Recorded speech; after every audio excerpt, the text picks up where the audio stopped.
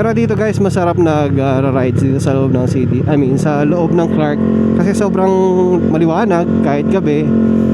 Tapos presko, malawak pa. Buksan natin helmet natin para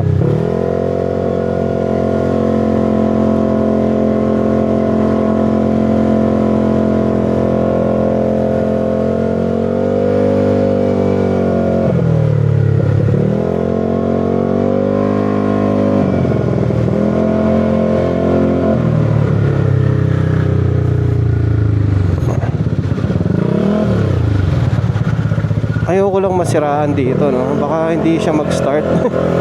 Wag naman sana.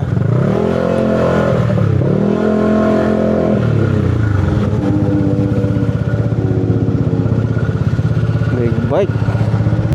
Ito lang yung nakakatakutan ko dito pag nasa loob. Baka masiraan tayo. Wag naman sana.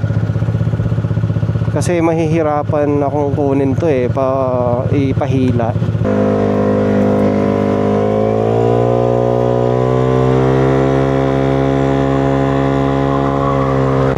Yun, di ba? Napaka-presko dito.